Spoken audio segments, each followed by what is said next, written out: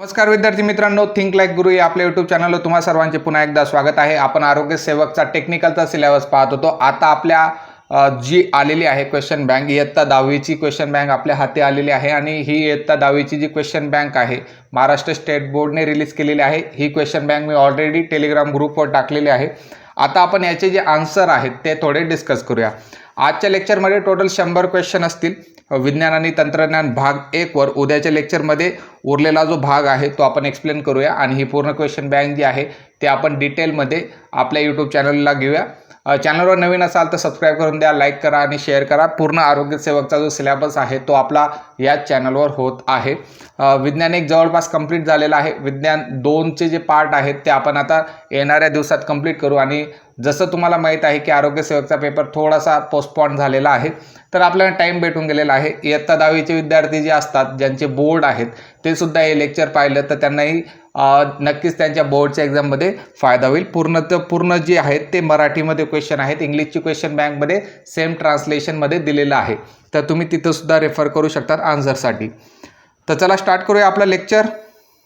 आपला पहिला प्रश्न आहे, एखाद्या वस्तूच्या वेगाच्या परिमाणात किंवा गतीच्या दिशेत बदल घडून आणण्यासाठी त्यावर प्रयुक्त होणे आवश्यक असते।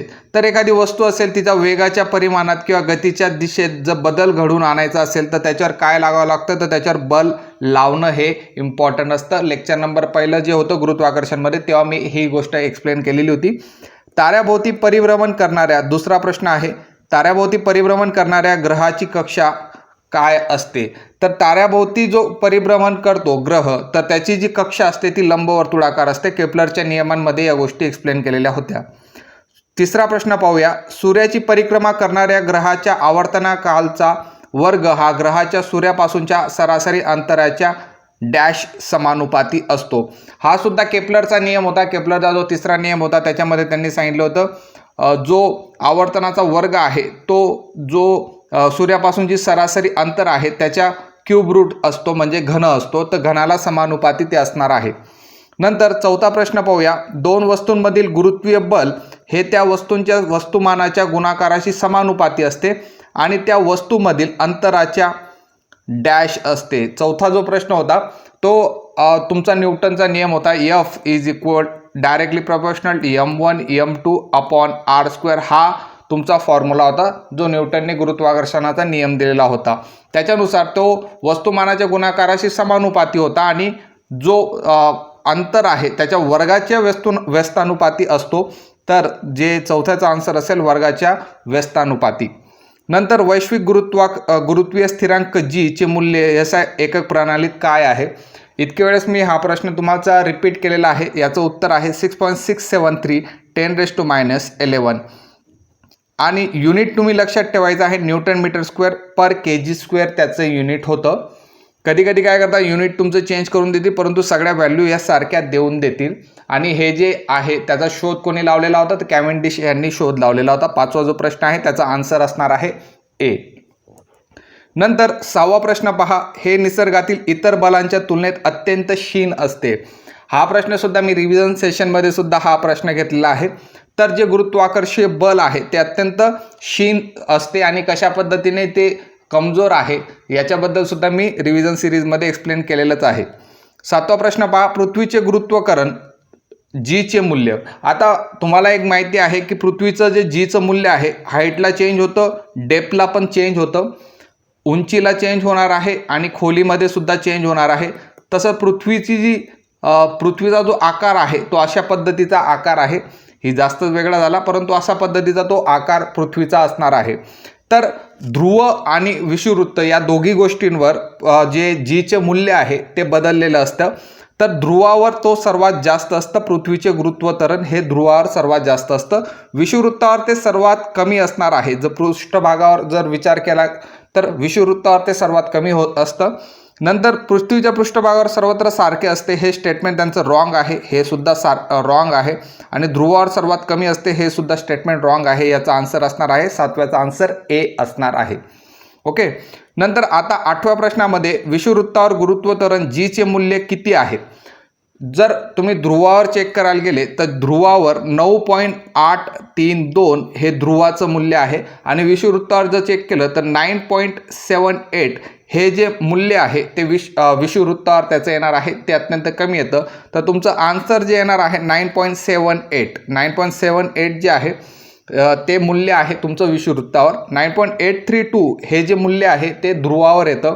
9.8 जनरली आपण कॅल्क्युलेशनसाठी वापरतो आणि 6.67 याचा तर काही संबंधच येत नाही. नवा प्रश्न पाहूया. वस्तूचे मुक्त पतन हे केवळ डॅश शक्य आहे. वस्तूचं मुक्त पतन कधी होतं? जेव्हा तुम्ही निर्वातची कंडिशन तिथं फॉलो करतात. म्हणजे एखादी जागा आहे त्याच्यामधून तुम्ही जर हवा काढून घेतली तर ते निर्वात ते कंडिशन असणार आहे आणि त्या ठिकाणी वस्तूचं मुक्त पतन होतं. मुक्त पतनला कंडिशन एकच असते, एकच अट असणार आहे की वस्तूवर फक्त आणि फक्त गुरुत्वीय बलच कार्यरत असायला हवं. तर त्याच्यामुळे निर्वातची जी कंडिशन आहे वस्तूचं मुक्त पतन हे निर्वातात होत असतं. नंतर 10वा प्रश्न पाहूया. कोणत्याही वस्तूचे चंद्रावरील वजन पृथ्वीवरील वजनाच्या जवळजवळ किती टक्के आहे? तर आपल्याला माहिती आहे की वस्तूचं जर पृथ्वी आणि चंद्र यांच्याबद्दल कंपॅरिझन केले तर जो फ्रॅक्शन येतो, जो भाग येतो तो 1/6 येतो. ठीक आहे. तर याचं जे आन्सर असणार आहे 1/6. म्हणजे एखादी वस्तू जर इकडं 60 न्यूटन असेल पृथ्वीवर तर तिचा 6वा जो भाग असेल तो तुमचा चंद्रावर त्याचं वजन येणार आहे. म्हणजे किती येणार आहे? 10 न्यूटन त्याचं वजन येणार आहे. तसाच खाली प्रश्न दिलेला आहे, तोच प्रश्न रिपीट केलेला आहे. पृथ्वीवरील 60 न्यूटन वजनाच्या व्यक्तीचे चंद्रावरील वजन साधारणतः किती असेल? तर ते काय असतो? आपल्याला हा जो 60 न्यूटन दिलेला असेल त्याला 1/6ने मल्टिप्लाय करा किंवा 6ने डिवाईड करा. 1/6ने मल्टिप्लाय करणं म्हणजे 6ने डिवाईड करणं असतं. तर याला जर तुम्ही 6ने डिवाईड केलं तर उत्तर तुमचं येतं 10 न्यूटन. जर तुम्हाला विचारलं असेल वस्तुमान म्हणजे तुम्हाला जर किलोग्रॅममध्ये दिलेलं असेल तर एक सिंपल गोष्ट आहे, किलोग्रॅम बदलणार नाही. इकडं जर 60 किलोग्रामचं असेल तर तिकडं सुद्धा 60 किलोग्रॅमचं असेल. म्हणजे मास हे बदलत नाही, फक्त बदलणार काय आहे तर तुमचं वजन हे बदलणार आहे. तर याचं जे आन्सर असणार आहे 10 न्यूटन. नंतर 12वा प्रश्न पहा. डोबे रायनरने हा नियम मांडला. अत्यंत सोपा प्रश्न आहे. डोबे रायनरचे त्रिका आहेत, पहिल्याच पेजवर दिलेले आहेत. तर 12व्याचं उत्तर तुमचं येणार आहे. त्रिकांचा नियम जो होता तो डोबे रायनर यांनी मांडलेला होता. नंतर 13वा प्रश्न पहा. न्यूलँडच्या अष्टकांचा नियम टिंबटिंबपर्यंत लागू होतो. तर न्यूलँडचा जो अष्टकांचा नियम होता आपल्याला माहिती आहे, मी शिकवताना हे सुद्धा सांगितलेले आहे की कॅल्शियमपर्यंत तो नियम लागू असतो. नंतर 14वा प्रश्न पाहूया. सारखे गुणधर्म असलेली X व Y ही मूलद्रव्य न्यूलँडच्या अष्टक नियम पाळतात. या मूलद्रव्यादरम्यान कमीत कमी व जास्तीत जास्त मूलद्रव्य असू शकतात. हे सुद्धा न्यूलँडच्या नियमामध्ये प्रश्न विचारला गेलेला होता. तर 6, 8 हे तर आन्सर येणार नाही. 7 आणि 15 याचा आन्सर येईल. 7 आणि 15 जनरली न्यूलँडच्या नियमांमध्ये त्यांच्यामध्ये साधर्म्यता चेंज होणार आहेत. ओके. 15वा प्रश्न पहा. मेंडेलिव्हच्या वेळेस मूलद्रव्य ज्ञात होती. मेंडेलिव्हची जी आवर्त सारणी होती त्यावेळेस किती मूलद्रव्य ज्ञात होती असा प्रश्न त्यांनी विचारलेला आहे. 56, 65, 63 आणि 118. 118 याचा आन्सर येणार नाही. तुमचं जे कन्फ्युजन होईल जर तुम्ही रीड केलं असेल तर याचं जे आन्सर आहे 63 आहेत. मेंडेलिव्हच्या वेळेस जे होते 63 मूलद्रव्य ही ज्ञात होती. याचं लेक्चर मी ऑलरेडी घेतलेलं आहे, जास्त एक्सप्लेनेशन मी इथं देत बसत नाही. नंतर 16वा प्रश्न पहा. मेंडेलिव्हच्या आवर्त सारणीत इका सिलिकॉनच्या नंतर हे नावे देण्यात आले. इका सिलिकॉन मेंडेलिव्हने काय केलं होतं? 3 असे मूलद्रव्य घेतलेले होते. कोणकोणते मूलद्रव्य होते ते? एक होतं तुमचा इका बोरॉन, त्याच्यानंतर तुमचा जो होता इका ॲल्युमिनियम होता आणि इका सिलिकॉन होता. यांचे हे त्यांनी आवर्त सारणीमध्ये यांना जागा देऊन ठेवलेली होती. नंतर यांचा शोध लागला. इका बोरॉन जो होता तो स्कॅन्डियम बनला. त्याच्यानंतर जो इका ॲल्युमिनियम होता त्याचा गॅलियम बनला आणि जो इका सिलिकॉन होता तो जर्मेनियम बनला. ओके. यांचं जर अणुवस्तुमान पाहिलं तर इका बोरॉनचं अणुवस्तुमानांक 44 होतं. इका गॅलियमचं अणुवस्तुमानांक 68 होतं, 68 होतं आणि इका सिलिकॉनचं वस्तुमानांक जो होता तो 72 होता. तर हे जे होते आता विचारलेलं आहे इका सिलिकॉनसाठी आपण जर्मेनियम हे आन्सर टिक करू. आणि हा प्रश्न जनरली भरपूर वेळेस रिपीट होत असतो. आधुनिक आवर्त सारणीत 17वा प्रश्न पाहूया. घन व आवर्त यांची संख्या अनुक्रमे किती आहे? तर आपल्याला माहिती आहे घन किती आहेत, 18 घन असतात. आवर्त किती आहेत, 7 आवर्त असतात. 18 आणि 7 याचा आन्सर असणार आहे. 18वा प्रश्न पाहूया. दुसऱ्या आवर्तातील मूलद्रव्यांची बाह्यतम कक्षा किती आहे? ठीक आहे, दुसऱ्या आवर्तामध्ये मूलद्रव्यांची बाह्यतम कक्षा त्यांनी विचारलेली आहे. आपल्याला माहिती आहे की पहिली जी कक्षा असते तिला आपण के म्हणतो, दुसरी असते यल असते, तिसरी असते यम आणि चौथी जी असणार आहे ती एन.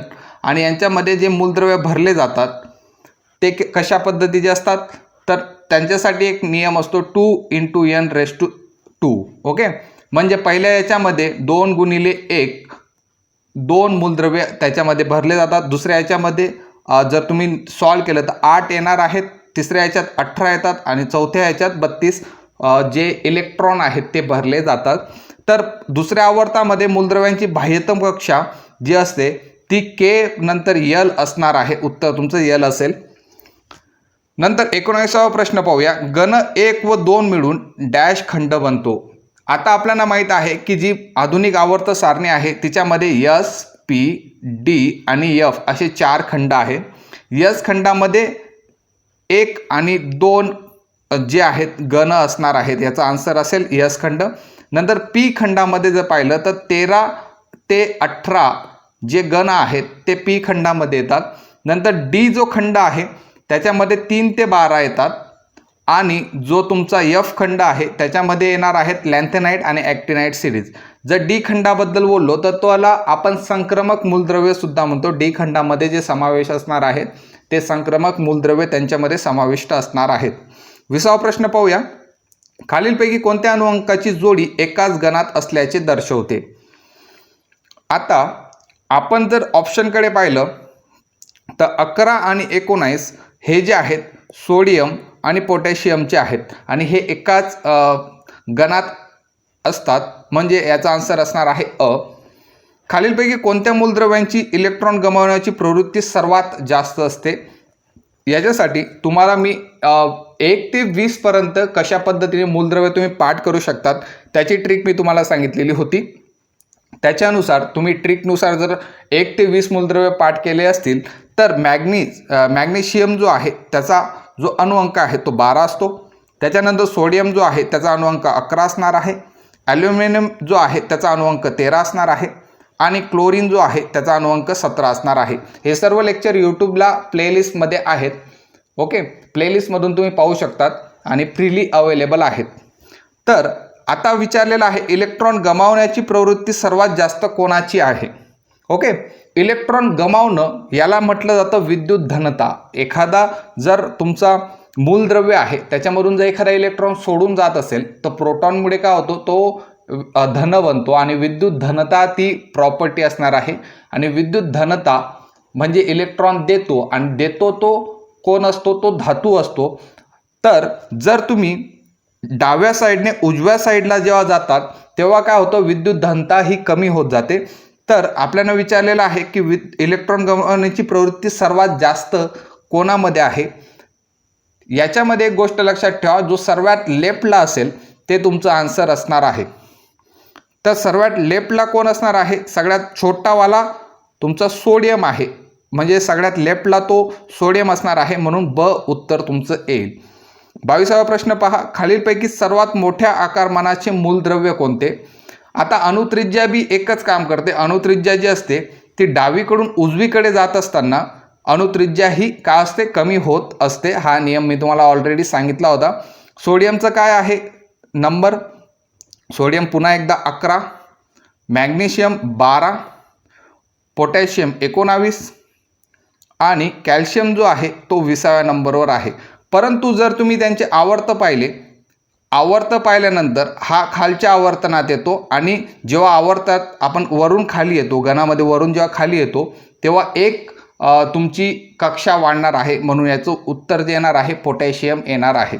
ओके, तिसऱ्या आवर्तामध्ये येणार आहेत. त्याच्यामुळे त्यांची काय पाहायचं, एक तर वरती असेल, हे दोघे एकाच लाईनमध्ये होते, म्हणजे सोडियम आणि मॅग्नेशियमपैकी सोडियम मोठा आहे, मॅग्नेशियम छोटा आहे. परंतु हा जो पोटॅशियम आहे तो खालच्या याच्यात येऊन लागला, म्हणजे एक त्याच्यामध्ये वाढली होती आता ह्या दोघांमध्ये हे दोघं जे होते ते खाली येणार होते आणि यांच्यामध्ये एक जी तुमची बाह्यतम कक्षा आहे ती वाढली असल्यामुळे या दोघांपैकी जो छोटा असेल तो तुम्हाला घ्यायचा होता, म्हणून पोटॅशियम याचा आन्सर येणार होतं. 23वा प्रश्न पहा. दिलेल्या मूलद्रव्यांच्या त्यांच्या धातू गुणधर्मानुसार योग्य उतरता क्रम आपल्याला लावायचा आहे. याच्यात एकदम सिंपल करायचं. हे परत 20 पर्यंत तुमचे मूलद्रव्य आहेत. सोडियम किती, सोडियमचा आहे अणुअंक 11, सिलिकॉनचा आहे 14, त्याच्यानंतर क्लोरीनचा आहे 17, जो मॅग्नेशियम आहे त्याचा आहे तुमचा 12 आणि ॲल्युमिनियम जो आहे त्याचा तुमचा अणुअंक असतो 13. याच्यामध्ये सुद्धा तुम्हाला काय विचारलं आहे, धातू गुणधर्म विचारलेले आहेत. मी वरतीच बोललेलो आहे, धातू गुणधर्म जे आहेत ते डावीकडून उजवीकडे जात असताना कमी होत जातात. तर धातू गुणधर्मानुसार योग्य उतरता क्रम जो जोडायचा असेल तर तुम्हाला यांना चढत्या क्रमाने जोडावा लागेल. जो 11व्या नंबरवर आहे तो म्हणजे सोडियम, इथं पण सोडियम आहे. नंतर 12वा नंबर घ्या मॅग्नेशियम, त्याच्यानंतर 13वा नंबर घ्या ॲल्युमिनियम, त्याच्यानंतर सिलिकॉन घ्या 14वा नंबर आणि 17वा नंबर जो आहे तो क्लोरीन. म्हणजे 11, 12, 13, 14 आणि 17 जर तुम्ही असे जोडले तर तुम्हाला धातू गुणधर्मानुसार उतरता क्रम भेटून जातो. ओके, तर याचा आन्सर असणार आहे ब. 24वा पहा. आवर्त सारणीत वरून खाली जाताना खालीलपैकी काय वाढत नाही. आवर्त सारणीमध्ये जसं आपण वरून खाली येतो अणुत्रिज्या वाढते का? हो, अणुत्रिज्या वाढते. कारण की तुम्हाला प्रत्येक वरून खाली येत असताना प्रत्येक आवर्तामध्ये एक तुमची जी बाह्यतम कक्षा आहे ती 1ने वाढत असणार आहे, म्हणून अणुत्रिज्या वाढते. याच्याबद्दल मी ऑलरेडी तिकडे चांगलं एक्सप्लेन केलेलं आहे. मी फक्त इथे हिंट देऊन देतो. धातू गुणधर्मसुद्धा वाढतो, धातू गुणधर्मसुद्धा वाढणार आहे. त्याच्यानंतर जी कवच संख्या आहे ती सुद्धा वाढणार आहे, परंतु जी संयोजा आहे ती कॉन्स्टंट राहणार आहे. जवळपास त्यांची संयोजा जी असते ती वरून खाली येताना एका गणामध्ये कॉन्स्टंट राहते, म्हणून संयोजा याचं आन्सर असणार आहे. 25वा प्रश्न पहा. आवर्तात डावीकडून उजवीकडे जाताना अणु आकारमान. आत्ता मी वरतीच बोललो होतो की अणु आकारमान हा काय होतो, तुमचा कमी होत जातो. खालीलपैकी 26वा प्रश्न. खालीलपैकी आधुनिक आवर्त सारणीबाबत अचूक विधान कोणते. एकदम सिंपल प्रश्न आहे. पहिला ऑप्शन पहा. 18 आडव्या ओळींना आवर्त म्हणतात. नंतर 7 उभ्या स्तंभांना गण म्हणतात, 18 उभ्या स्तंभांना गण म्हणतात. तर एकदम कॉमन सेन्स आहे. टोटल आवर्त तुमचे 7 असतात. ओके, तर हे ऑप्शन चुकलेलं आहे. गण जे असतात ते तुमचे 18 असतात, हे ऑप्शनसुद्धा चुकलेलं आहे. 18 उभे जे स्तंभ आहेत त्यांना काय म्हटलं जातं, गण, म्हणून क याचा आन्सर असणार आहे. 27वा प्रश्न पहा. डी खंडातील मूलद्रव्यांना, वरतीच मी डिस्कस केलं की डी खंडातले जे मूलद्रव्य असतात त्यांना काय म्हटलं जातं, त्यांना संक्रमक मूलद्रव्य असं म्हटलं जातं. 28वा प्रश्न पहा. अणूचे आकारमान त्यांच्या डॅशने दर्शवतात. तर अणूचं जे आकारमान आहे ते आपण कशाने दाखवतो, त्रिज्येने दाखवतो. आणि त्रिज्या एकदम छोटी असल्यामुळे आपण त्याच्यासाठी पिकोमीटर हे युनिट वापरतो. नंतर याच्याबद्दल मी इतके वेळेस डिस्कस केलेलं आहे की आता तुमचं पाठच झालं असेल. OBCN असं काहीतरी आपल्या पुस्तकात दिलेलं आहे अणुत्रिज्यांच्या बाबतीत. अणुकेंद्रक व बाह्यतम कवच यामधील अंतर म्हणजेच जे अणुकेंद्रक आहे आणि बाह्यतम जे कवच आहे त्यांच्यामधलं जे अंतर असतं त्याला आपण अणुत्रिज्या म्हणतो. 29चा आन्सर असणार आहे अ. 30व्याचं पहा. अणुत्रिज्या या एककात मोजतात. इथं तर ऑप्शन पाहण्याची सुद्धा गरज नाही. अणुत्रिज्या कशामध्ये मोजली जाते, अणुत्रिज्या ही पिकोमीटरमध्ये मोजली जाते. ओके, याचा आन्सर असणार आहे बी. 31वा पहा. मूलद्रव्यांची धनायन बनण्याची प्रवृत्ती म्हणजे मूलद्रव्यांचा कोणता गुणधर्म. धनायन बनण्याची जी प्रवृत्ती आहे, धनायन कधी बनेल, जेव्हा तो इलेक्ट्रॉन गमवेल आणि जो इलेक्ट्रॉन देतो, हे पण लहानपणी एक स्टोरी होती, देतो तो देव आणि राखतो तो राक्षस. त्याच पद्धतीने जो देतो तो असतो तुमचा धातू आणि जो घेतो, जो इलेक्ट्रॉन घेत आहे तो अधातू तुमचा असणार आहे. ओके, तर 31व्याचा आन्सर जे आहे ते असणार आहे धातू गुणधर्म. 32वा प्रश्न पहा. हे हॅलोजन कुलातील द्रव मूलद्रव्य आहे. हॅलोजन जे कुल आहे, गण 17मध्ये हॅलोजन कुल दिलेले आहेत. त्यांच्यामध्ये जे मूलद्रव्य दिलेले आहेत ते म्हणजे तुमचा पहिला फ्लोरीन असेल F2 आणि दुसरा आहे क्लोरीन Cl2. तर फ्लोरीन आणि क्लोरीन जे आहेत ते तुमचे असणार आहेत वायुरूपात.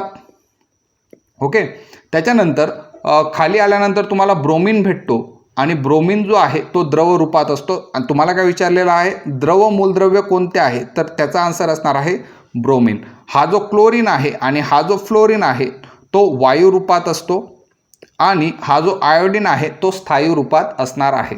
ओके. 33वा प्रश्न पहा, गणात वरून खाली जाताना अणुत्रिज्या. तर गणात वरून खाली येताना जी अणुत्रिज्या आहे ती वाढत जाते. आता वरती एक्सप्लेन केलेलं होतं. 34वा प्रश्न पहा, मूलद्रव्यांची ऋणायन बनण्याची जी प्रवृत्ती मूलद्रव्यांचा कोणता गुणधर्म होय. ओके. 34वा प्रश्नाचं जे उत्तर असणार आहे पहा, मूलद्रव्यांची ऋणायन बनण्याची प्रवृत्ती. ऋणायन कधी बनणार आहे, जेव्हा तो इलेक्ट्रॉन घेईल तेव्हा ते ऋणायन बनेल. इलेक्ट्रॉन जेव्हा घेतो त्याला अधातू आपण गुणधर्म म्हणतो. 35वा प्रश्न पहा, शून्य गणातील मूलद्रव्यांना डॅश म्हणतात. शून्य गणातलं मूलद्रव्य काय होतं, शून्य गणातले जे मूलद्रव्य होते ते राजवायू असतात. 36वा प्रश्न पहा, रासायनिक सूत्रांचा वापर करून अभिक्रियेच्या संक्षिप्त रूपाला काय म्हणतात. रासायनिक सूत्रांचा वापर करून आपण जी अभिक्रियेचं संक्षिप्त रूप लिहितो त्याला रासायनिक समीकरण आपण म्हणतो. आपलं एक चॅप्टरच आहे पूर्ण रासायनिक समीकरण. ठीक आहे. 36वाचा आन्सर क असणार आहे. 37चं पहा, आयनांवरील धनप्रभार जेव्हा वाढतो किंवा ऋणप्रभार जेव्हा कमी होतो तेव्हा त्याला काय म्हणतात. आता हे सुद्धा मी एक्सप्लेन केलेलं आहे. त्याला ऑक्सिडीकरण असं म्हणतात. ऑक्सिडेशनच्या कन्सेप्टमध्ये मी हे लेक्चर घेतलेलं होतं. 38वा पहा, ज्या रासायनिक अभिक्रियेत एकाच अभिकारकांपासून 2 किंवा अधिक उत्पादित मिळतात त्या अभिक्रियेला काय म्हणतात. या टाईपचे प्रश्न आपण ऑलरेडी डिस्कस केलेले आहेत. तर इथं एकापासून म्हणजे 2 प्रेमीयुगुल होते त्यांच्यापासून ए आणि बी ही आपली स्टोरी होती. ए बी जे होते त्याच्यापासून एक ए आणि बी म्हणजे त्यांचं काय झालं होतं, डिवोर्स झालेला होता, त्यांचं ब्रेकअप झालेलं होतं. आणि ही जी अभिक्रिया होती ती कशात होती, ती तुमची अपघटन अभिक्रिया होती. ओके. नंतर 39 पहा, रासायनिक समीकरणाचा उजव्या बाजूला लिहितात. रासायनिक समीकरणाच्या उजव्या बाजूला काय लिहिणार आहेत. रासायनिक समीकरण 2 बाजू असतात, एक उजवी बाजू असते आणि एक डावी बाजू असते. जे उजवी बाजू असणार आहे त्याच्यात उत्पादिते लिहितात. ठीक आहे. आणि डाव्या बाजूला जर विचारलं तर तुमचे ते अभिक्रियाकारके जे आहेत ते डाव्या बाजूला लिहितात. उत्प्रेरके कुठं लिहितात. उत्प्रेरके हे बाणावर लिहिले जातात. आपली एक रिॲक्शन आलेली होती त्या चॅप्टरमधली एक रिॲक्शन होती, त्याच्यामध्ये रेनी निकेल आपण यूज केलेला होता. ते उत्प्रेरक होतं आणि त्याला आपण बाणावरती लिहिलेलं होतं. तापमानसुद्धा बाणावरती लिहिलेलं होतं. ओके. 40वा प्रश्न पहा, ZnSO4च्या जलीय द्रावणात BaCl2चे जलीय द्रावण मिसळले तर कोणती अभिक्रिया होणार आहे. सिंपल गोष्ट होती. याच्यामध्ये एक ZnSO4 होता, त्याच्यामध्ये तुम्ही टाकलं BaCl2. ही रिॲक्शनसुद्धा मी एक्सप्लेन केलेली आहे. याच्यामध्ये हा बिचारा AB होता हा आणि हा तुमचा CD असेल. Aचं D बरोबर आणि Bचं C बरोबर. याच्यात काय होतं, दुहेरी विस्थापन झालेलं होतं. तुमचा BaSO4 बनला आणि ZnCl2 बनत होता. ही रिॲक्शन ऑलरेडी आपण लेक्चरमध्ये डिस्कस केलेली आहे. प्लेलिस्टमध्ये तुम्हाला लेक्चर भेटून जाईल. तर हे झालं तुमची दुहेरी विस्थापन. नंतर आता 41व्या प्रश्नापासून तुमचं जे युनिट मी शिकवलेलं नाही ते युनिट आपण जेव्हा हे MCQ कंप्लीट झाले त्याच्यानंतर ते युनिट आपण स्टार्ट करूया. टेन्शन घेऊ नका. ऑलरेडी पेपर तुमचा पुढे गेलेला आहे. तर आपल्याला टाईम भेटून गेलेला आहे.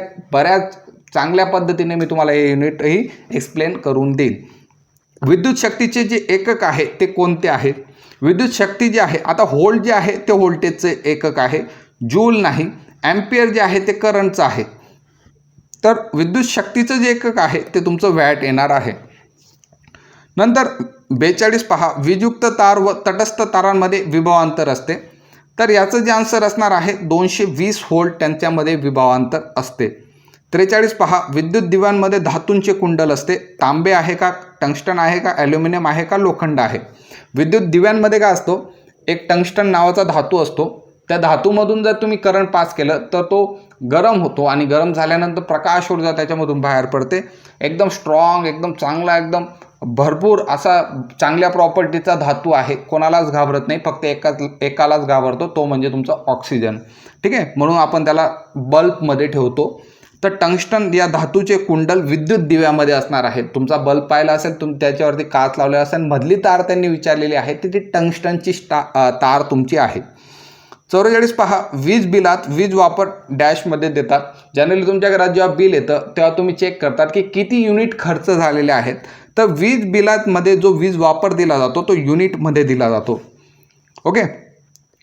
प्रत्यावर्ती विद्युत धारेची वारंवारता इतकी असते. दोन प्रकारच्या विद्युतधारा आहेत, AC करंट, DC करंट. ते मी तुम्हाला शिकूनच देईल. AC करंटला एक वारंवारता नावाची कन्सेप्ट असते. तर भारतामध्ये जर प्रत्यावर्ती विद्युतधारेची वारंवारता चेक केली तर ते 50 हर्ट्झ असणार आहे. नंतर 46वा प्रश्न पहा, हल्ली घरातील विद्युतधारा अचानक वाढल्यास ती बंद करण्यासाठी, म्हणजे तुमच्या घरात शॉर्ट सर्किट झालं, आता जनरली काय वापरतात तर त्याच्यासाठी MCB वापरतात. मिनिएचर सर्किट ब्रेकर त्याला म्हटलं जातं. सर्किट ब्रेक करतो. जर अचानक हाय व्होल्टेज तुमच्या घरात येत असेल तर तुमचं फ्रीज जळून जाईल, तुमचं कूलर जळून जाईल, तुमची TV जळून जाईल. तर ते टाळण्यासाठी हा MCB जो आहे तो ट्रिप होऊन जातो. तर MCB त्याच्यामध्ये वापरला जातो. 47 पहा, या मिश्र धातूच्या कुंतलाचा उपयोग विजेच्या शेगडीत विद्युत रोध म्हणून करतात. विजेची शेगडी आहे, तुमच्या घरात विजेची शेगडी असते, त्याच्याशी कुंतल असते. कुंतल म्हणजे असे कॉईल असणार आहे. तर त्याच्यामध्ये कोणत्या मिश्र धातूचा वापर केला जातो तर उत्तर असणार आहे नायक्रोम. 48 पहा, उजव्या हाताच्या अंगठ्याच्या नियमाला टिंबटिंबचा नियम असे म्हणतात. न्यूटनचा गतिविषयक नियम त्याच्यात येणार नाही. न्यूलँडचा अष्टकाचा नियम त्याच्यात येणार नाही. ठीक आहे. मेंडेलिव्हचा आवर्ती नियम सुद्धा येणार नाही. तर मॅक्सवेलचा बुच स्क्रू जो नियम आहे त्याला म्हटलं जाणार आहे.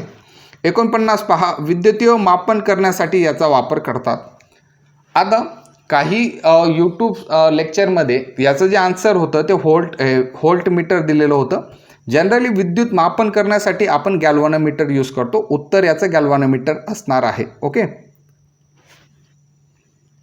तर उत्तर याचं गॅल्व्हॅनोमीटर येणार आहे. व्होल्ट मीटर आपण व्होल्टेज मोजण्यासाठी वापरतो. थर्मोमीटर जो आहे तो हीट मोजण्यासाठी वापरतो. विद्युत मीटर तर आजपर्यंत मी जनरली ते तुमचं विद्युत मीटरला ज्यांनी विद्युत मीटर म्हटलं असेल. गॅल्व्हॅनोमीटर काय करतो, जर तुमच्या सर्किटमध्ये तुमच्या एखाद्या वायरमध्ये जर काही फ्लो होत असेल तर गॅल्व्हॅनोमीटर डिफ्लेक्शन दाखवतो. मी तुम्हाला जेव्हा लेक्चर एक्सप्लेन करेल तेव्हा एकदम सिम्पली भाषेमध्ये या गोष्टी सांगून देईल. 50 पहा, खालीलपैकी विद्युत चुंबकीय प्रवर्तनाचे नियम या शास्त्रज्ञाने शोधून टाकले. न्यूटन बिचारा आपला ग्रॅव्हिटीमध्ये होता तर न्यूटन याचा आन्सर येणार नाही. केपलर पण ग्रॅव्हिटीमध्येच खेळत होता. केपलर बिचारा याच्यात काही काम करू शकत नाही. मेंडेलिव्ह जे होते ते आवर्त सारणी बनवत होते. त्यांना काय एवढं विद्युत चुंबकीयबद्दल काही ते या गोष्टींमध्ये घुसले नाही. मायकल फॅरेडे जे होते त्यांनी विद्युत चुंबकीय प्रवर्तनाचे नियम जे होते ते शोधून काढलेले होते. 51 पहा, खालीलपैकी कोणत्या पदार्थाला उष्णता दिली असता ते आकुंचन पावते.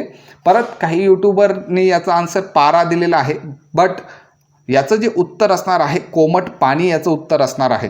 कारण सांगतो, कोमट पाणी जे आहे, पाण्याचं तुम्ही एक गुणधर्म आपण शिकलेलो होतो हीट चॅप्टरमध्ये. पाण्याचं असंगत आचरणबद्दल आपण बोललेलो होतो आणि त्याच रेफरन्सने हा प्रश्न दिलेला आहे. ओके, तर त्याला जेव्हा उष्णता देत होतो त्याने प्रसरण पावायला पाहिजे, परंतु तो काय करायचा, आकुंचन पावायचा. ती रेंज होती तुमची 0 ते 4 डिग्री सेल्सिअसची जी रेंज होती ती अत्यंत खतरनाक रेंज होती आणि त्याच्या रेफरन्सने हा प्रश्न दिलेला आहे. तर उत्तर तुमचं कोमट पाणी येईल. बाकीचे सर्व जे आहेत ते जर तुम्ही उष्णता दिली तर ते प्रसरण पावतात. ठीक आहे. 52 प्रश्न पाहूया. जर दाब वाढला तर त्या पदार्थाचा द्रवणांक, या गोष्टीबद्दल सुद्धा आपण लेक्चरमध्ये डिस्कस केलेला आहे. तर पदार्थाचा द्रवणांक जो आहे तो वाढतो. 53 पहा, हवेतील पाण्याच्या वाफेचे प्रमाण या राशीच्या साहाय्याने मोजले जाते. पाण्याच्या वाफेचे जे प्रमाण आहे ते निरपेक्ष आर्द्रताने मोजले जाते. आपण निरपेक्ष आर्द्रतेबद्दल डिस्कस केलेलं होतं. 54 पहा, हवेतील दमटपणा किंवा कोरडेपणा अवलंबून नसते. कशावर अवलंबून नसते असं विचारलेलं आहे. हवेमध्ये असणारे बाष्पाचे प्रमाणावर हवेतील कोरडेपणा आणि दमटपणा अवलंबून असतो. हवा संपृक्त करण्यासाठी लागणारे बाष्प याच्यावर सुद्धा तो अवलंबून असतो. हवेचे जे तापमान आहे त्याच्यावर सुद्धा तो अवलंबून असणार आहे. परंतु हवेचे जे आकारमान आहे त्याच्याबद्दल बुकमध्ये सुद्धा कुठेच रेफरन्स दिलेले नाही, म्हणून आन्सर असणार आहे हवेचे आकारमान, याचं आन्सर असणार आहे. 55 पहा, हवेतील बाष्पाचे संगणन होऊन काय होते. हवेतील जे बाष्प आहे ते कंबाईन होतात, त्याच्यापासून ढग बनतात. ढग बनल्यामुळे काय होतं, हिमवर्षा पण होते आणि पाऊस पण पडतो. तर ब आणि क याचं आन्सर असणार आहे. पाण्याचे तापमान 4 डिग्री सेल्सिअसपेक्षा कमी झाल्यास तिचे आकारमान काय होते. 56वा आपला प्रश्न होता. 4 डिग्री सेल्सिअसपेक्षा जर पाण्याचं तापमान कमी झालं तर तिचं आकारमान जे आहे ते वाढतं. याचं कारण होतं पाण्याचं असंगत आचरण, आणि असंगत आचरणाचा अभ्यास करण्यासाठी आपण एक ॲपरेटर्स यूज करतो, त्याला म्हटलं जातं होपचं उपकरण. त्याला काय म्हणतो आपण? होपचं उपकरण आपण त्याला म्हणतो. 57 पहा, थंड प्रदेशात जलीय प्राणी 4 डिग्री सेल्सिअस तापमानात जिवंत राहू शकतात. निसर्गाने दिलेली एकदम चांगली गोष्ट होती पाण्याचं असंगत आचरण. जर पाण्याचं असंगत आचरण असलं नसतं तर समुद्रातले भरपूर जीव मरून गेले असते, जलीय प्राणी मेले असते. परंतु पाण्याचं असंगत आचरण आहे तर त्याच्यामुळे काय होतं, ते जिवंत राहू शकतात. कारण आहेत, पाण्यावर तरंगणारे बर्फ विसंवाहक आहेत असते, बरोबर आहे. बर्फाखालील पाण्याची उष्णता वातावरणात जाऊ शकत नाही, हे सुद्धा बरोबर आहे. पाण्याच्या असंगत आचरणामुळे, हे सुद्धा बरोबर आहे. वरील सर्व पर्याय बरोबर, याचं उत्तर येणार आहे. ठीक आहे, फक्त पाण्याचं असंगत आचरण याच्यासाठी कारणीभूत नसेल. हे तिघं गोष्टी तिथं होतात. बर्फ हा उष्णतेचा विसंवाहक आहे. बर्फामधून उष्णता पास होत नाही जनरली. ठीक आहे, इमूवाले घर बनवतात ना, इमूवाले तुम्ही 6वी 7वीमध्ये इमूचे घर पाहिले असतील. ठीक आहे, तर आजूबाजू बर्फाने बनलेले तरी सुद्धा हीट भेटते, कारण की बाहेरचं जे वातावरण आहे ते बर्फमध्ये येऊ देत नव्हता. बर्फ हा पाण्याचा विसंवाहक असतो. ठीक आहे, तर उत्तर आहे तुमचं वरील सर्व पर्याय बरोबर. 58 पहा, खालीलपैकी या धातूची विशिष्ट उष्माधारकता सर्वात जास्त आहे. 58चं जे उत्तर आहे ते तुमचं पाणी येणार आहे. ओके, पाणी तर याच्यात दिलेलं नाही, परंतु आपण सगळ्यांचं पाहून घेऊया. तांब्याचं जे विशिष्ट उष्माधारकता आहे 0.095. चांदीची जी धारकता आहे, लोखंडाची जी आहे ती आहे 0.110, आणि जो पारा आहे त्याची विशिष्ट उष्माधारकता आहे 0.033. ठीक आहे, उरली तुमची चांदी. चांदीची जी विशिष्ट उष्माधारकता आहे 0.056. तर याच्यामध्ये आपल्याला विचारलेलं आहे की सर्वात जास्त विशिष्ट उष्माधारकता कोणाची आहे, तर लोखंडाची ती येणार आहे 0.110. ठीक आहे, किसलेल्या गोळ्यापासून 59वा प्रश्न होता. किसलेल्या गोळ्यापासून परत बर्फाचा गोळा बनवतात, हे कशाचं उदाहरण आहे, तर हे पुनर्निर्माणचं उदाहरण आहे. याचं एक्सपेरिमेंट आपण लेक्चरमध्ये कंडक्ट केलेला होता. 60 पहा, विशिष्ट उष्माधारकतेचे SI मापन पद्धतीतले एकक काय आहे. विशिष्ट उष्माधारकता जी आहे तिचं आपल्याला एकक विचारलेलं आहे. SI पद्धतीमध्ये त्याचं एकक विचारलेलं आहे. तर SI पद्धतीमध्ये त्याचं एकक आहे joule kg per degree Celsius, joule per kg degree Celsius याचं उत्तर येणार आहे. ओके, हे जे आहे kilo calorie gram degree Celsius, हे जे आहे ते CGSचं युनिट आहे. CGS पद्धतीमध्ये ते युनिट वापरलं जातं. 61 पहा, पाण्याच्या असंगत आचरणाचा अभ्यास करण्यासाठी याचा उपयोग करतात. पाण्याचा असंगत आचरणाचा अभ्यास करण्यासाठी मी वरती बोललो की होपचं उपकरण याच्यामध्ये वापरलं जातं. 62 पहा, 1 किलोग्राम पाण्याचे तापमान 14.5 ते 15.5 पर्यंत वाढवण्यासाठी किती उष्णता लागते. याचं जे आहे ते 1 किलो कॅलरी उष्णता लागते, आणि आपल्याला माहिती आहे 1 किलो कॅलरी म्हणजे 4180 जूल असणार आहे. उत्तर तुमचं 4180 जूल असते. ठीक आहे, 63 पहा, शेजारील प्रयोगात गुणधर्मामुळे पेन्सिल वाकलेली भासते. पुढच्या याच्या पेजवर आपल्याला तो दिलेला आहे की ही जी पेन्सिल वाकलेली आहे ती कशामुळे वाकलेली आहे, कोणत्या गुणधर्मामुळे वाकलेली आहे. आपला प्रश्न क्रमांक आहे 63, आणि याचं उत्तर असणार आहे तुमचं जे प्रकाशाचं अपवर्तन होतं. आपल्या चॅप्टरचं नाव आहे प्रकाशाचं अपवर्तन, तर त्याच्यामुळे ही पेन्सिल जी आहे ती वाकलेली दिसते. 64 पहा, खालील आकृतीत आपाती कोरण सायनाय इज इक्वल टू 40 आहे. निर्गत कोन म्हणजे जो तुमचा कोन आहे ई, तो तुम्हाला विचारलेला आहे. म्हणजे आय जो दिलेला आहे तो 40 डिग्री दिलेला आहे, आणि तुम्हाला हा जो ई विचारलेला आहे. सिंपल प्रश्न आहे, जास्त डोकं लावायची गरज नाही. एक गोष्ट लक्षात ठेवा, जेव्हा एकाच माध्यमातून, म्हणजे हा तुमचा काच असेल किंवा पाणी असू शकतं, आणि ही तुमचं हवा आहे. ओके, वातावरणसुद्धा तुमचं ते असू शकतं. जेव्हा अशा पद्धतीची आकृती तुम्हाला दिलेली असेल तेव्हा एक गोष्ट लक्षात ठेवायची, तुमचा जो आय असतो तो काय असतो, तुमचा आरच्या सारखा असतो. जो निर्गत किरण आय जो असतो तो निर्गत किरणाच्या सारखा असतो. ई जो आहे तो तुमचा निर्गत किरण आहे, म्हणजे एका माध्यमातून तो बाहेर गेलेला आहे. याचं मोठं डेरिव्हेशन तुमच्या पुस्तकात दिलेलं आहे. परंतु जर फक्त MCQच्या बाबतीत तुम्हाला लक्षात ठेवायचं झालं तर जसा आय असणार आहे, तुमचा जो आय येणार आहे तो तुमच्या ईच्या बरोबर येणार आहे. ओके, सिंपल प्रश्न होता. जर तुम्हाला इथं 40 दिलेला आहे तर उत्तर तुमचं परत 40च येणार आहे. आपाती कोन जितका असेल तितकाच तुमचा निर्गत कोन असणार आहे.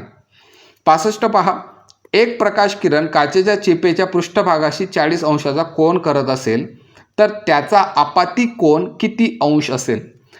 म्हणजे त्यांनी काय विचारलं, तुमच्याकडे असा एक काच आहे, असं आपली जी फिगर होती, एक प्रकाश किरण आहे काचेच्या चिपेच्या पृष्ठभागाशी, हा काचेच्या चिपचा पृष्ठभाग आहे आणि त्याच्याशी तो काय किती अंशाचा कोन करतोय, 40 अंशाचा कोन करत आहे. आणि तुम्हाला विचारलेला आहे आपाती कोन. आपाती कोन काय असतो, स्तंभाशी जो करतो तो तुमचा आपाती कोन असणार आहे. तर हा जो आपाती कोन तुमचा बनणार आहे, हा पूर्ण कोन तुमचा काटकोन असेल. काटकोनाचं माप असणार आहे 90 आणि तुम्हाला ऑलरेडी 40 दिलेला आहे, तर 90 मधून तुम्ही 40 वजा केलं तर उत्तर येईल तुमचं 50 अंश. जे अंत तुमचा आय असणार आहे तो 50 अंशाचा असणार आहे. 66 पहा, सूर्य क्षितिजाच्या थोडा खाली असताना देखील आपल्याला दिसतो, याचे कारण काय. तर याचं जे कारण असणार आहे, प्रकाशाचे अपवर्तन आहे का, प्रकाशाचे अपस्करण आहे का, आंतरिक परावर्तन आहे का, प्रकाशाचे परावर्तन आपल्याला विचारलेलं आहे. तर सूर्यप्रकाशाचं जे अपवर्तन होतं त्याच्यामुळे आपल्याला सूर्य क्षितिजाचा थोडा पलीकडे जरी गेला, खाली जरी गेला तरी आपल्याला थोडा वेळ तो दिसतो, तर ते प्रकाशाचं अपवर्तन याचं उत्तर असणार आहे. 67 पहा, हे अपवर्तनांकाचे एकक आहे. म्यू जो होता sine i upon sine r, आपण प्रकाशाचं अपवर्तन पाहिलेलं होतं, त्या अपवर्तनाचं एकक आपल्याला विचारलं गेलेलं आहे. तर अपवर्तनाचं जे एकक आहे त्याच्यामध्ये दोघं वरती साइन आय आहेत, कोण कोण दिलेले आहेत, दोघं कट केल्यानंतर अपवर्तनाला जे आहे ते एकक नसणार आहे. Okay, sine i n is equal to sine i upon sine R.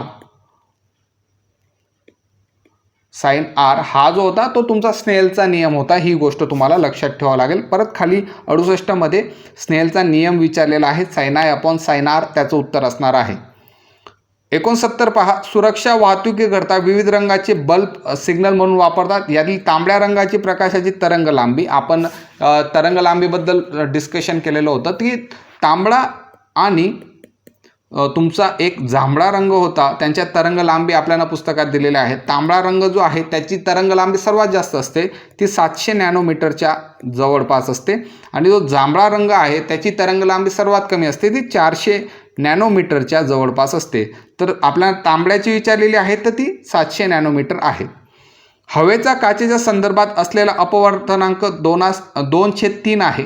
तर काचेचा हवेच्या संदर्भातील अपवर्तनांक किती. आता काय विचारलेलं आहे, हवा जी आहे, हवेचा काचेच्या संदर्भात दिलेला आहे 2/3 आणि काचेचा हवेच्या संदर्भात विचारलेला आहे. अशा प्रश्नांमध्ये काय करायचं, म्हणजे इथं हवा आहे काच आहे आणि काच आणि हवा आहे, तर तुमचं जे उत्तर दिलेलं आहे अपवर्तनांकाला काय करायचं, उलटं करून घ्यायचं. म्हणजे 2 बनेल 3, 3 बनेल 2, म्हणजे तुमचं उत्तर 2/3 जे आहे त्याचं उलट करायचं आहे, ते बनलं तुमचं 3/2, 3/2 याचं आन्सर असेल. 71वा प्रश्न पाहूया. पदार्थ माध्यमात प्रकाशाचे आपल्या घटक रंगात पृथक्करण होण्याच्या प्रक्रियेस काय म्हणतात. पृथक्करण हा शब्द आपण कधी वापरलेला होता, तर 71व्या प्रश्नामध्ये पृथक्करण हा शब्द जेव्हा अपस्करण असेल तिथं पृथक्करण असणार आहे. ओके, तर 71चं क उत्तर येणार होतं. पुढे पाहूया. प्रकाश एका पारदर्शक माध्यमातून दुसऱ्या पारदर्शक माध्यमात जाताना त्याच्या मार्गक्रमणाची दिशा बदलते, याला काय म्हणतात.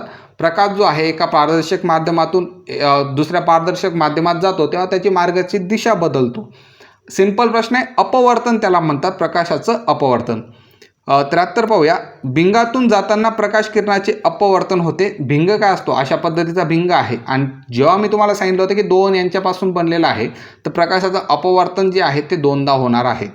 74 पाहूया. प्रकाश किरण भिंगाच्या बिंदूतून जाताना विचलित होत नाही, अशा मुख्य अक्षावरील बिंदूला भिंगाचे काय म्हणतात, तर ते प्रकाशीय केंद्र असते. भरपूर वेळेस आपण या गोष्टींबद्दल डिस्कस केलेलं आहे, इथं एक्सप्लेन करत बसत नाही. 75 पाहूया. एखादी वस्तू ठेवली असता बहिर्गोल भिंगातून मिळणारी प्रतिमा ही आभासी स्वरूपाची असते. विचारलेलं काय आहे, कारण की बहिर्गोल भिंगाचे जे तुमची प्रतिमा आहेत सर्वच ठिकाणी जी आहे ती रिअल भेटणार आहे.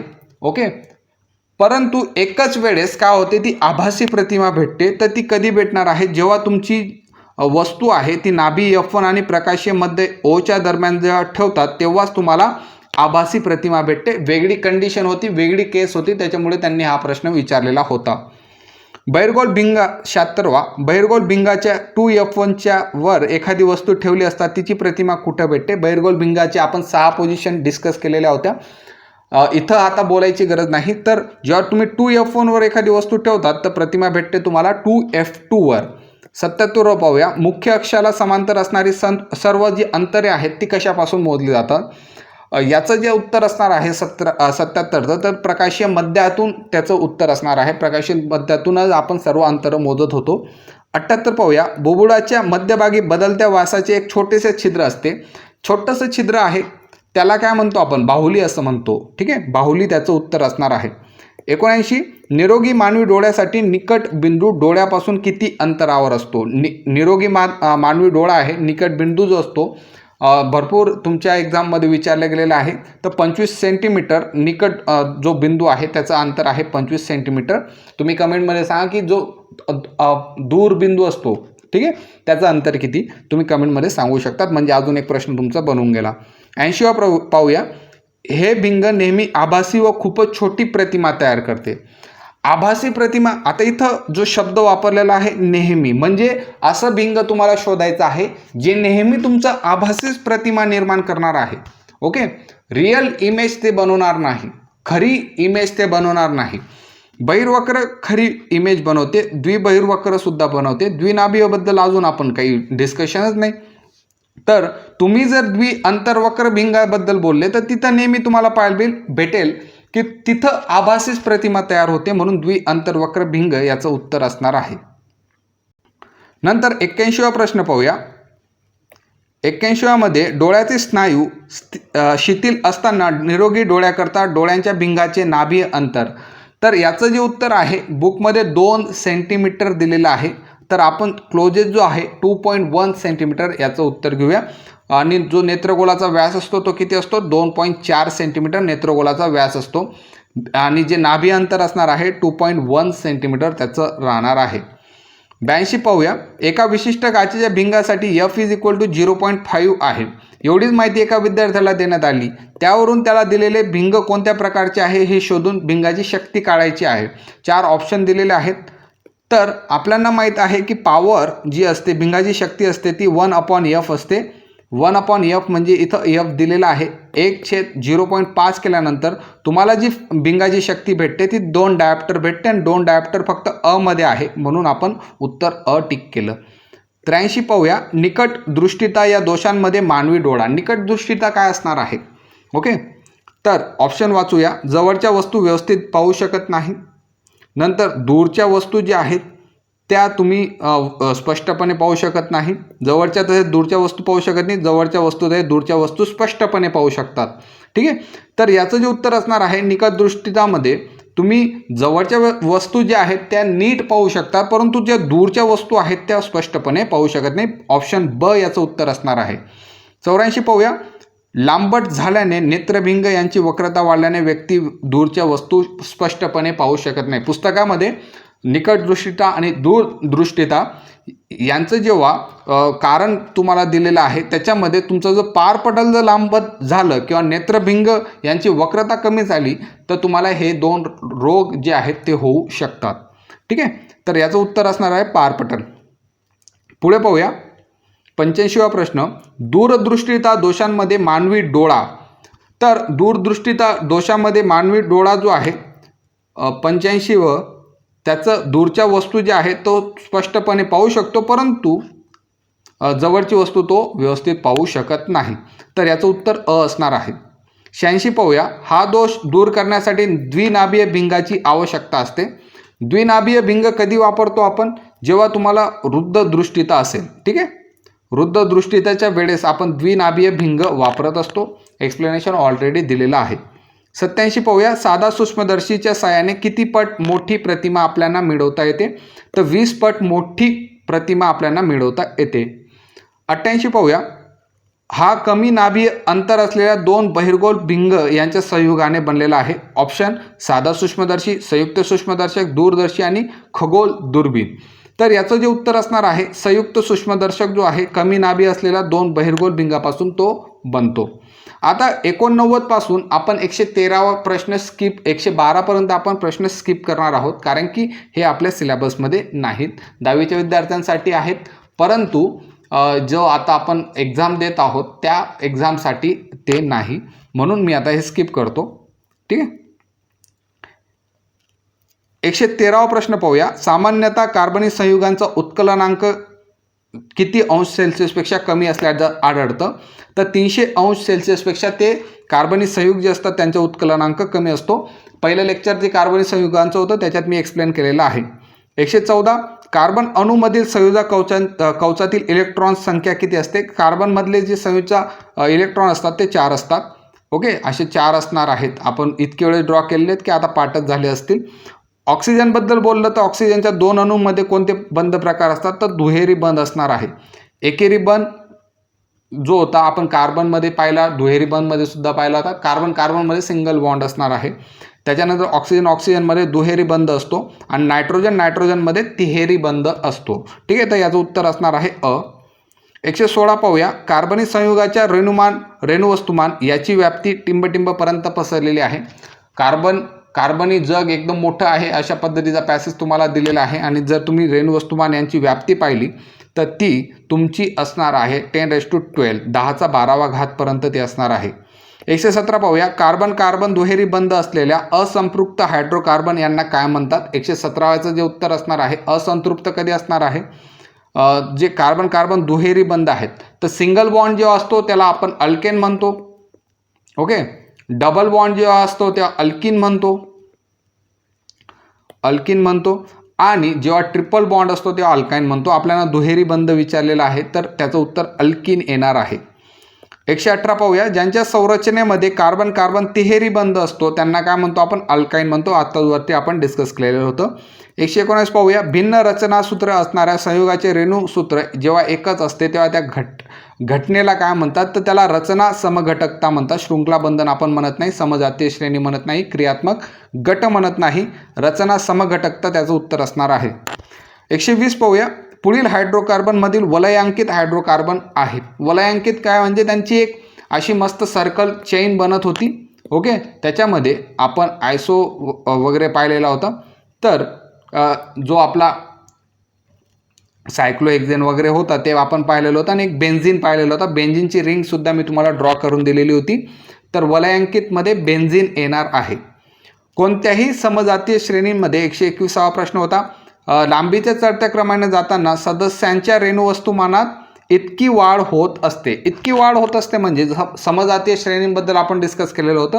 हा जो ग्रुप होता CH2चा जो ग्रुप होता तो त्याच्यात वाढ होत होता आणि CH2चं जर तुम्ही रेणुवस्तुमान काढलं तर ते 14 डाल्टन येणार होतं. तर 14 डाल्टन याचं उत्तर असणार आहे.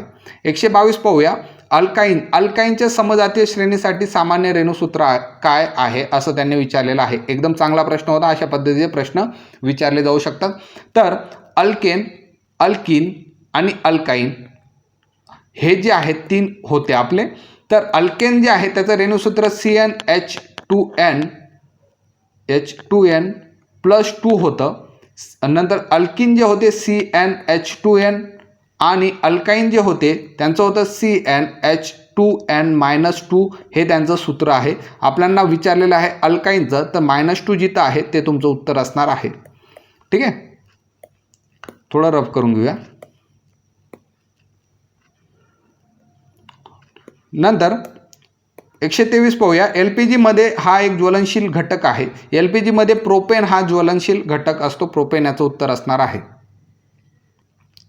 इथेनॉल कक्ष तापमानाला कोणत्या अवस्थेत असतो? इथेनॉलबद्दल विचारलेलं आहे. इथेनॉल जो आहे तो कक्ष तापमानाला द्रव अवस्थेत असणार आहे. इथेनॉलचा जो उत्कलनांक असतो तो 78 डिग्री सेल्सिअस हा इथेनॉलचा उत्कलनांक असतो. त्याला स्पिरिटही म्हणतात, त्याला अल्कोहोलसुद्धा म्हणतात. नंतर टिंक्चर आयोडीन बनवण्यासाठी त्याचा वापर केला जातो. ह्या गोष्टी तुम्हाला इथेनॉलबद्दल लक्षात ठेवायच्या आहेत कारण की 7व्या टेस्टला मी तुम्हाला याच्याबद्दल क्वेश्चन टाकलेला आहे, तर वाचून घ्यायच्यात. 124 जे आहे ते तुमचं असणार आहे द्रव. 125 आहे ला सामान्यतः स्पिरिट म्हणतात. आता आपण बोललो की इथेनॉलला सामान्यतः स्पिरिट म्हणतात. जी दारू असते ती इथेनॉलपासून बनलेली असते. 126 पाहूया. डॅशमुळे घर बसल्या जगभरातील घडामोडींची माहिती प्राप्त करू शकतो. वैश्विक जाल, आंतरजाल, कृत्रिम उपग्रह आणि नैसर्गिक उपग्रह. तर इंटरनेटमुळे आपण काय असतो, जगभरातली जी घडामोडी आहेत त्यांची माहिती प्राप्त करू शकतो. तर याचं उत्तर असणार आहे इंटरनेट, म्हणजे ज्याला मराठीमध्ये आंतरजाल म्हणतात. 127 पाहूया. सर्वप्रथम चंद्रावर पाऊल ठेवणारी व्यक्ती. सिंपल प्रश्न आहे. नील आर्मस्ट्रॉंग जो होते ते चंद्रावर पाऊल ठेवणारी व्यक्ती होती सर्वप्रथम. नंतर पहिला कृत्रिम उपग्रह रशियाने 1957 साली अवकाशात पाठवला. तो कोणता होता तो? तर तो असणार आहे स्पुटनिक. एखादे यान अंतराळात प्रवासासाठी पाठवायचे असल्यास प्रक्षेपाची गती कमीत कमी किती असणे आवश्यक आहे? उत्तर दिलेलं आहे 11.2. मी 1000 वेळेस तुम्हाला ही फिगर सांगितलेली आहे. ओके.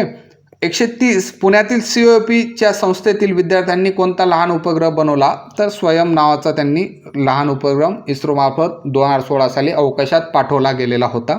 131 पाहूया. सूर्यमालिकेतील आपला सर्वात जवळचा घटक विचारलेला आहे. सूर्यमालिकेमध्ये सर्वात जवळचा घटक, प्रॉपर घटक विचारलेला आहे, तर त्याचं उत्तर असणार आहे तुमचं चंद्र. अशा पद्धतीने आपण 100, 120, 110 प्रश्न आपण सॉल्व्ह केलेले आहेत. त्याच्यात धातुविज्ञानचे आपण स्किप केलेले आहेत. ओके.